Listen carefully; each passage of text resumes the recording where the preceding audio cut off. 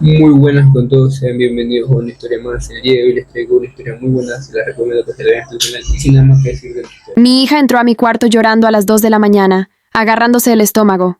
Me dijo que tenía pececitos nadando por dentro. En el hospital, los médicos encontraron 36 imanes en sus tripas. Y Brandon, mi esposo, lo primero que hizo fue culparme a mí. No discutí. Saqué el teléfono y le pedí a la policía que revisara la cámara de seguridad del comedor, sin imaginarme quién iba a salir en esa grabación. Las puertas del ascensor tardaron una eternidad en cerrarse. Llamé 2 veces a Brandon mientras bajaba al estacionamiento, pero no contestó. Tampoco le dejé un mensaje de voz. No tenía las palabras exactas y no pensaba hablar sin medir cada frase. La comisaría quedaba a 11 minutos del hospital, pero manejé tan rápido que llegué en 7. El agente Daniel Ruiz, quien me había tomado la declaración en urgencias, me recibió en la entrada. Ya tenía una carpeta abierta en el mostrador con mi dirección anotada. Mencionaste una cámara en el comedor. Está en la estantería, es inalámbrica, le contesté, hablando sin parar por miedo a romper a llorar. Se guarda en una cuenta en la nube con mi correo personal. Brandon y su mamá ni siquiera saben cómo usarla. La puse en junio por el perro, aunque casi nunca me acordaba de que seguía encendida. ¿Tienes los accesos? Saqué el teléfono. Las manos me temblaban tanto que me equivoqué de clave 2 veces. Ruiz se me quedó mirando con una calma que me hizo entender que no era la primera vez que veía a un padre destrozado en esa situación. Debo decirte algo por procedimiento, advirtió Ruiz. Ahora mismo eres una persona de interés, igual que cualquiera que tenga contacto frecuente con la niña. Eso te incluye a ti, a tu esposo y a tu suegra. Te lo digo porque si este video te exculpa, quiero que conste que fuiste tú quien lo entregó voluntariamente. Asentí en silencio. La voz no me salía. Me llevó a una oficina con una computadora de escritorio. Ahí nos esperaba la detective María Kessler, de la Unidad de Delitos contra Menores. Llevaba 17 años en el servicio, y se le notaba esa frialdad de quien ha visto lo peor del ser humano durante tanto tiempo que ya nada lo toma por sorpresa. Pon la grabación, ordenó Kessler. Revisa desde hace 3 días. Buscamos cualquier cosa que la niña se haya llevado a la boca. Inicié sesión y abrí los archivos. Las miniaturas mostraban el comedor bajo una luz grisácea. Mi hija haciendo sus tareas, el perro corriendo bajo la mesa, Brandon comiendo cereales de pie.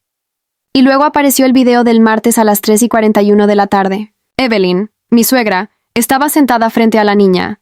Tenía una pequeña lata metálica sobre la mesa, de esas donde vienen las mentas. Vi cómo mi hija extendía la mano, abierta, exactamente como hacía cuando Evelyn le daba su merienda especial. Un secreto entre abuela y nieta que yo no debía saber para que no me enojara por el azúcar. Evelyn inclinó la lata y dejó caer algo oscuro en la palma de mi hija. La niña se lo metió a la boca de inmediato. Kessler se pegó a la pantalla. Acerca la imagen. Ruiz tomó el mouse y amplió la escena. La imagen se acomodó. No era chocolate ni comida. Tenía el brillo opaco del metal. Era un imán del tamaño de una bola de aire comprimido rodando desde los dedos de esa anciana hasta la mano de mi hija de 5 años. Nadie en la sala dijo una palabra durante varios segundos. Señora, Kessler rompió el silencio, hablando muy bajo. Necesito que me confirme si es quien estoy pensando. Es mi suegra, es Evelyn. Pensé que sentiría alivio al saber que yo no era la sospechosa, pero no fue así. Sentí que el mundo se me terminaba de hundir. Una mujer que había tenido a mi hija en brazos desde que nació, le estaba dando eso a propósito. Esa misma mujer que le cantaba, la que se quedó con un tobillo roto en cada uno de sus recitales escolares, le estuvo dando cada pieza de metal como si fuera un secreto entre ellas. La detective Kessler adelantó la grabación. Miércoles casi a las 4 de la tarde. La misma lata metálica, el mismo gesto. La mano de mi hija abierta con total confianza. Jueves, viernes, 6 días seguidos. A veces hasta 2 veces por jornada. Ahí tienes los 36 imanes, dijo Kessler con un tono seco y distante. Todas y cada una de las piezas, en alta definición. El agente Ruiz tomó la radio del hombro. Verifiquen que todo esté bien en la casa, ordenó Kessler. Y quiero vigilancia sobre Evelyn Whitmore. Ella está en el hospital St. Augustine General, intervine. 3er piso. Envíen una unidad para allá antes de que intente irse. El peor día de tu vida no se termina solo por descubrir la verdad. Encontrar la respuesta solo marca el inicio de algo más largo y pesado.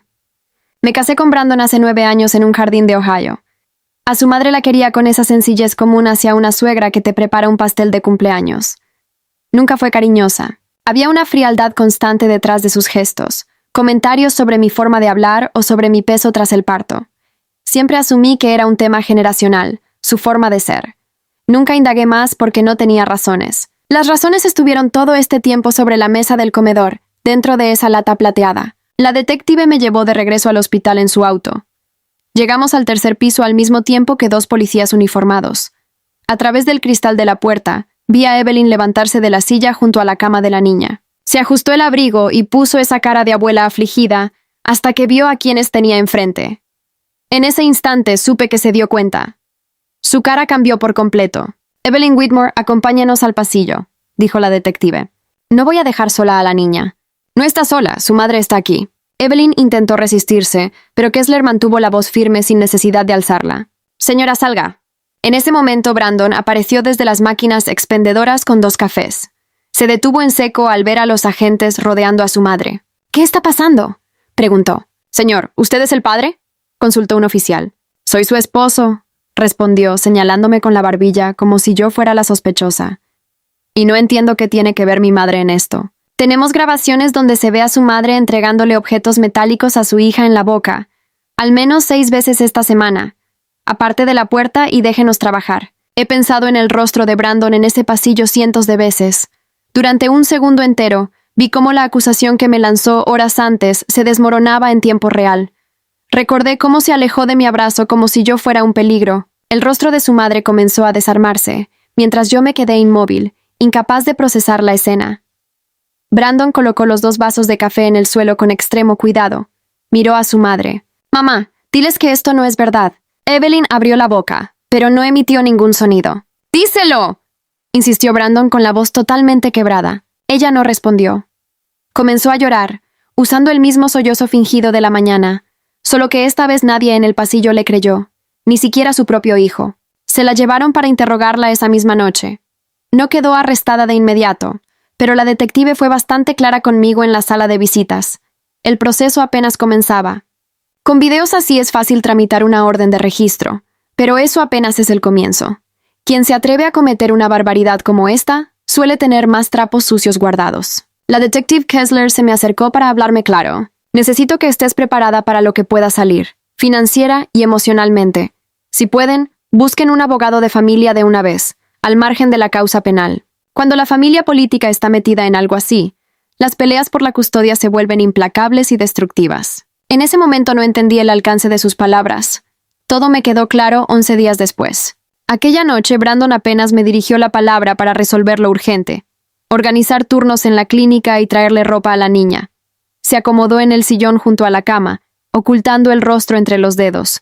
Sus hombros se sacudían en un llanto mudo, cargado de esa vergüenza de quien siente que quebrarse es una derrota. Eran casi las 4 de la mañana cuando rompió el silencio. «Te grité», admitió con la mirada perdida en el piso. «Sí, lo hiciste. Trata de entenderme». Cuando dijeron lo que le habían hecho, colapsé.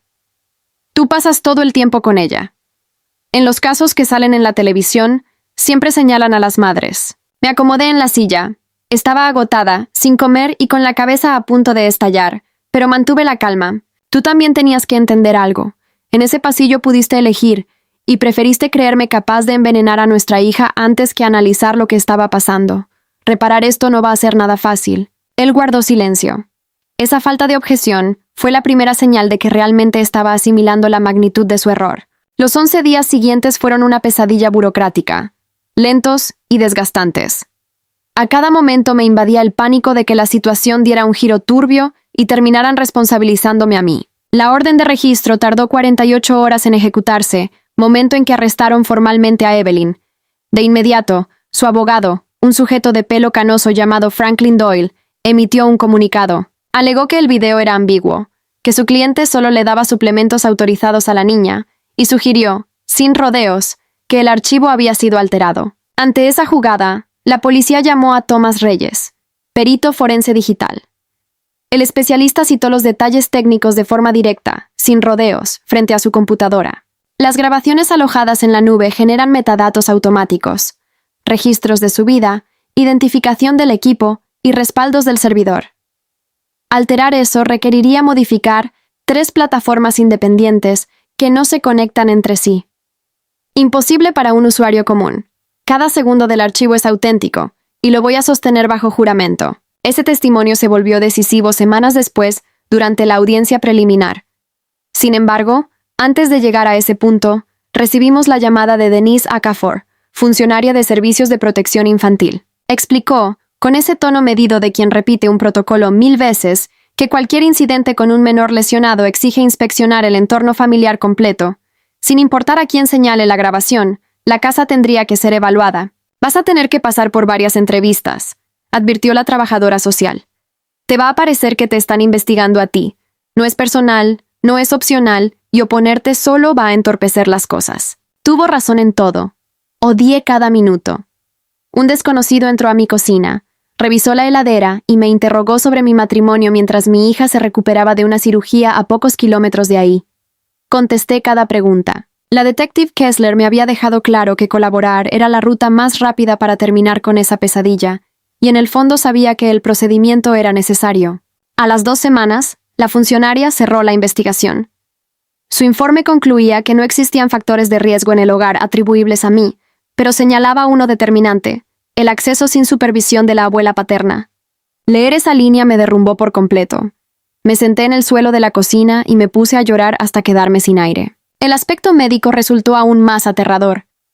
El cirujano le había retirado 28 centímetros de intestino dañado en la primera operación. 9 días después, una revisión mostró una perforación no detectada que filtraba fluidos y contaminaba su sangre. Tuvieron que intervenirla de urgencia una segunda vez. Pasé 6 horas en esa sala de espera junto a Brandon. Ninguno dijo nada. Nos quedamos mirando un punto fijo en la pared. Cerca de la 4ª hora me tomó la mano. No me aparté. Tampoco hablamos. No había palabras que alcanzaran para lo que estábamos sintiendo. A las 9:40 de la noche salió el doctor con el uniforme de quirófano manchado. «Está estable», informó al acercarse. Sentí un alivio inmediato en el cuerpo. «Necesitará otra cirugía en 6 semanas para revisar la cicatrización y evitar complicaciones», agregó. «Salvo algún imprevisto, se va a recuperar. Los niños son más fuertes de lo que parece». ¿Una niña de 5 años pudo haberse tragado 36 imanes por su cuenta sin que nadie lo notara durante una semana? Pregunté. Necesitaba escucharlo de un médico. No, respondió sin dudar. Esos imanes casi no tienen sabor, pero a esa edad el reflejo de arcada salta de inmediato ante objetos extraños. 36 piezas en 6 días indican que alguien dosificó la entrega. No es un accidente, es un patrón deliberado.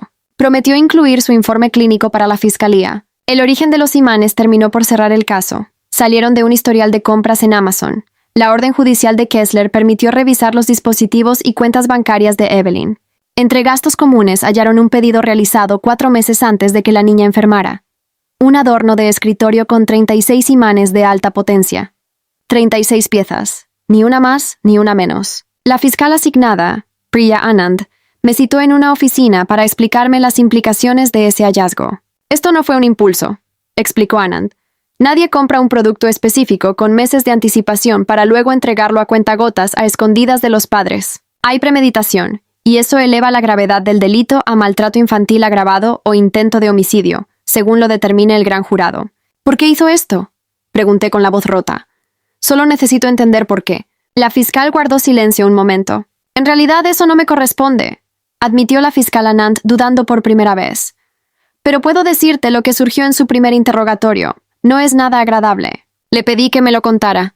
Necesitaba saberlo. Evelyn tenía un hijo mayor, Kyle, el hermano de Brandon. En 9 años de matrimonio solo lo vi 2 veces, en reuniones familiares breves y tensas. Se divorció 6 años atrás y el tribunal le otorgó la custodia total a su exesposa, restringiendo las visitas de Evelyn a solo 2 encuentros supervisados al año. La fiscal abrió el expediente y leyó el fallo.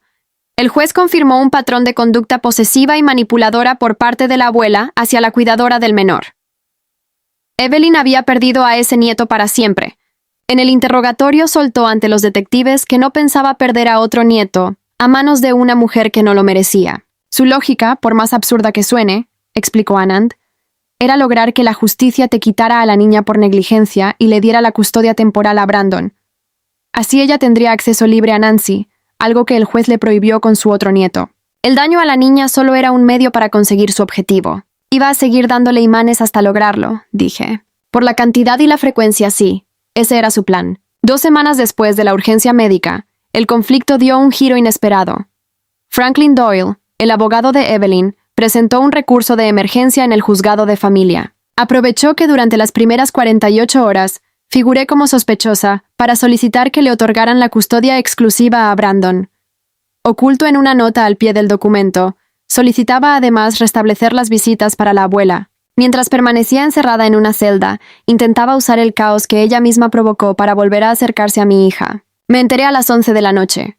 Llamé de inmediato a Grace Whitfield, la abogada que me recomendó la detective. La audiencia es mañana a las 9 de la mañana con el juez Álvarez, notificó Grace. Doyle presentó esto a última hora para dejarnos sin tiempo de reacción. Mañana mi hija tiene una revisión médica programada. El cirujano debe evaluar la cicatrización. Haremos las dos cosas. Reúne todo antes de las 6 de la mañana. El informe de protección infantil, el peritaje digital, la declaración del médico y los cargos de la fiscalía. Necesito que te presentes firme. Los jueces evalúan la conducta de los padres, y tú debes proyectar control, no el desgaste de 2 semanas sin dormir. Pasé la noche en la mesa de la cocina, el mismo lugar donde mi suegra le entregaba las piezas de metal a la niña. Armé la carpeta con los documentos organizados de la A a la G para probar ante un tribunal que era apta para cuidar a mi propia hija. Brandon se quedó frente a mí en silencio, preparando café y pasando las hojas impresas. Estuvimos despiertos toda la noche sin cruzar palabra. No hacía falta. Por primera vez en todo este desastre, Brandon entendió que quedarse ahí a mi lado valía más que cualquier disculpa elaborada. Entramos a la sala de la jueza Renata Álvarez a las 8:52 de la mañana. Doyle vestía un traje imponente y empezó a hablar sobre cautela e inestabilidad en el hogar. Yo me quedé inmóvil con las manos sobre la carpeta verde. No lloré. Gasté todas las lágrimas semanas atrás en el piso de la cocina y no me quedaba nada para impresionar a una desconocida con toga. Grace tomó el turno sin alzar la voz. Presentó cada documento en orden: la resolución de protección infantil, el análisis informático autenticado, el dictamen del cirujano, los cargos formales por maltrato infantil agravado con premeditación y el comprobante de Amazon con la fecha destacada 4 meses antes del primer síntoma. La jueza revisó el expediente durante 11 minutos en absoluto silencio. Luego dirigió la mirada hacia la defensa. Licenciado, su cliente enfrenta cargos por maltratar con alevosía a esta menor. ¿Es correcto? Son las acusaciones pendientes, su señoría, pero mi representada sostiene... Le pregunté si los cargos son correctos, no qué sostiene ella. Álvarez cerró el cuaderno con un golpe seco. Tengo un peritaje digital que confirma que el video no fue alterado, un informe médico que descarta un accidente, un recibo de compra previo a las lesiones y una resolución oficial que exonera a la madre y señala a la abuela como la única amenaza. La moción queda desestimada. Y le sugiero que le advierta a su clienta que usar el trauma de una niña para litigar la custodia no será bien visto por ningún tribunal. No sentí triunfo, sino un peso enorme quitándome el pecho. Grace me presionó el hombro y Brandon colocó su mano en la mesa, muy cerca de la mía, buscando darme firmeza. La justicia real no llegó con confesiones dramáticas, sino con un rotundo denegado a las 9:40 de la mañana. Llegamos a la cita médica poco después. El cirujano confirmó que los tejidos cicatrizaban bien. El proceso penal tardó 7 meses más. Evelyn aceptó un acuerdo cuando las pruebas digitales desarmaron la estrategia de su defensa. Se declaró culpable de maltrato infantil agravado y el juez la condenó a 9 años de prisión, destacando la crueldad de manipular a una niña pequeña bajo el disfraz de afecto familiar. Podrá solicitar libertad condicional en 6 años, cuando mi hija tenga 11. Un mes después, el hermano de Brandon llamó por teléfono. Admitió que no le sorprendía del todo. Explicó que durante su propio juicio de divorcio, Evelyn repetía sin parar que la justicia le arrebató a su nieto y que alguien debía hacer algo. Siempre creyó que eran desahogos de dolor. Jamás imaginó que ejecutaría semejante plan. Brandon cortó toda relación con su madre. Tiempo después le escribió una sola carta de 2 párrafos notificándole que nuestra hija crecería protegida y que no pensaba perdonarla jamás. Nancy tiene 6 años. Empezó la escuela en un colegio a 4 cuadras de nuestra nueva casa, un lugar más pequeño en otro barrio. Pinté el comedor de un color que a Evelyn le habría parecido horrible y no puse ninguna cámara en el mueble. Ya no la necesito. A esa mesa solo se sientan personas en las que confío a ciegas. Mi hija casi no habla del hospital. Su psicóloga infantil nos recomendó no forzar el tema y dejar que ella lo saque cuando se sienta lista. Los niños procesan los traumas a través de juegos, dibujos o preguntas que sueltan en el momento menos pensado. El mes pasado, mientras manejaba, Me preguntó de la nada por qué su abuela le había dado ese caramelo brillante. Apreté el volante y le respondí con la versión que ensayé con la terapeuta. Le dije que Evelyn tenía una enfermedad en la mente que la llevó a hacer algo peligroso que le dañó la panza. Le aclaré que ella no tuvo la culpa por confiar, porque confiar en la familia está bien, y que la única que rompió las reglas fue su abuela.